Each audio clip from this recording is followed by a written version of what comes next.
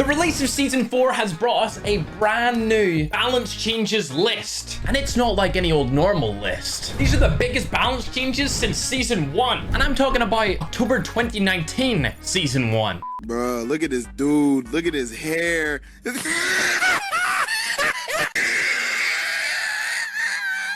Also, this is why I'm wearing a cap.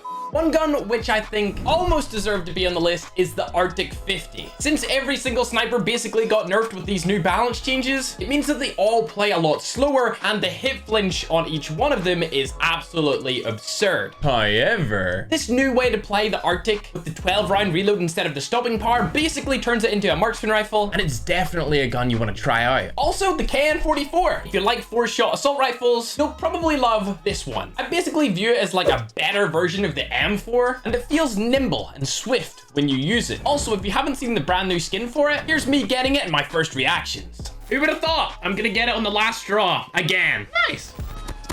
The skin isn't really that cool, to be honest. Except for the side of the gun.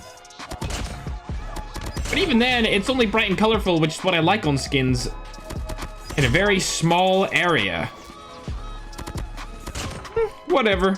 Still a good gun. The last two honorable mentions are the BK-57, which pretty much has like no recoil at all. We found that out when I used all of the assault rifles in the game and got a nuke with each one. And lastly, the Finnick, one of the fastest killing close range guns in the entire game. Now it's time for the top 5. If one of these 3 subscribers guesses which gun's number 1, I'm gonna give them $1,000. I think it's gonna be the QXR.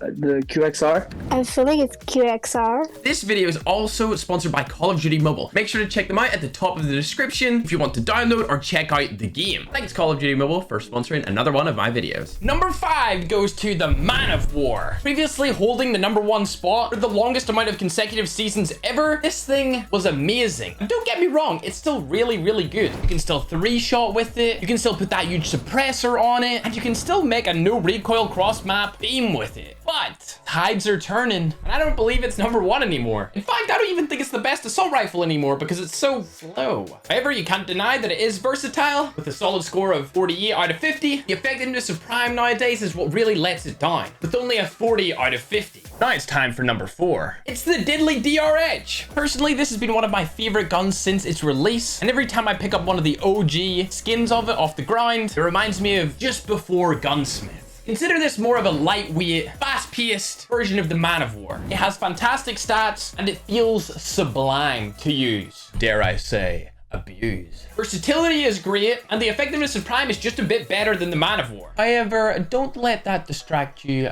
from number 3. Not only does it have an epically large magazine, but it is amazing for a submachine gun. It's the PP-19. These new balance changes have ushered in a brand new era of submachine guns. Finally. This gun's versatility allows you to use it close and medium ranges with great power. It's great for pro players, it's great for hardcore gamers, and most importantly, it's great for casuals because the magazine size is absurd. The largest of any SMG in the category, which is all the more reason to love it. It's not as hard to use as some other SMGs long range, and you can deal some deadly damage close to medium range. But number 2 is better. Ugh, it's the QQ9. This thing shreds close range. The time to kill is so fast. The iron sights are crisp and clean. The fire rate is like light speed and mean. And to be honest, close range, it beams. If you guys haven't seen the brand new QQ9 skin, here's me opening it and my first impressions of it, because I didn't want to make it into a full video.